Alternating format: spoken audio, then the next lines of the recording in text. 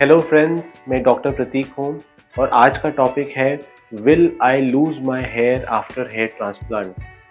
ये एक बहुत ही अचंभे टॉपिक है क्योंकि सबके मन में डर होता है कि अगर मैं ट्रांसप्लांट कराऊंगा तो उसके बाद मेरे हेयर रहेंगे कि नहीं रहेंगे। तो आइए समझते हैं कि हेयर लॉस होता कैसे।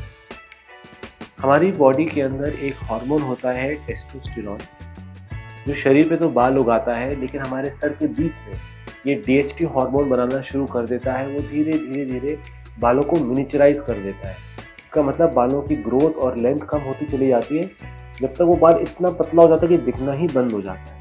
इस प्रोसेस को बोलते हैं मिनिचराइजेशन। ये हो रहा है डीएचटी की वजह से। तो आप समझिए कि डीएचटी एक तरह का पॉइजन है जो बालों को डिस्ट्रॉय कर रहा है।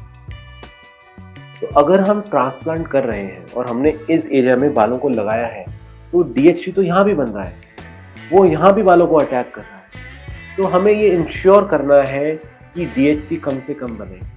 इसीलिए हम सब पेशेंट्स को रिकमेंड करते हैं कि जब वो ट्रांसप्लांट कराते हैं उसके बाद वो रेगुलर अपना ट्रीटमेंट कंटिन्यू करें। और अगर वो ट्रीटमेंट कंटिन्यू करेंगे तो ट्रांसप्लांटेड बालों का सर्वाइवल ज़्यादा होगा। कुछ लोग ये सोचते हैं कि अगर हमने बालों का ट्रांसप्लांट कर लिया तो हमेशा ही हमेशा उगते रहेंगे। ऐसा नहीं होता है। ट्रांसप्लांटेड बालों का भी झड़ना होता है, ट्रांसप्लांटेड बाल भी कभी डाई करते हैं और उनकी लाइफ इस बात पे डिपेंड करती है कि डीएचटी कितना बन रहा है और हमने डीएचटी कितना कंट्रोल किया हुआ है। So that is one factor which determines whether hair will be lost after transplant or no. The second reason is the surgeon's skill. जब हमने ग्राफ्ट्स निकाले हैं और जब ग्राफ्ट्स को हम ट्रांसप्लांट कर रहे हैं, there is a time lag between it. अगर उस दौरान अगर ग्राफ्ट डैमेज हो जाए तो ग्राफ्ट का सर्वाइवल कम होगा and the hair may be lost post surgery.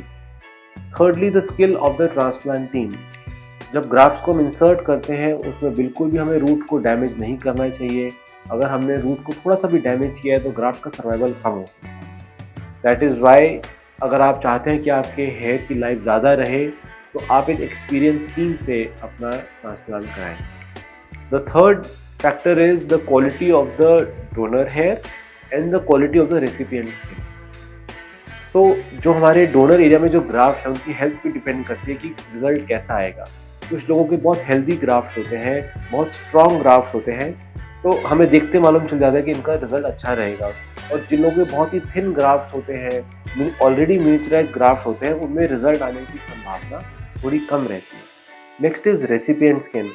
अगर जहाँ पे हम हेयर लगा रहे हैं वहाँ पे अगर स्कारिंग हो रखी है तो स्कारिंग वाले एरिया में रिजल्ट कम आ सकता है। तो it is very important to have a healthy recipient skin for a good result. And to find out whether your donor is good or not or your recipient area is good or not, you should meet a experienced doctor who can guide you whether you are a good recipient for the surgery or not.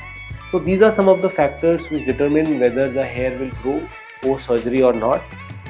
If you have any doubts, please put them in the comment section. We'll be happy to help you. You can also contact us on our clinic number 8000 4082.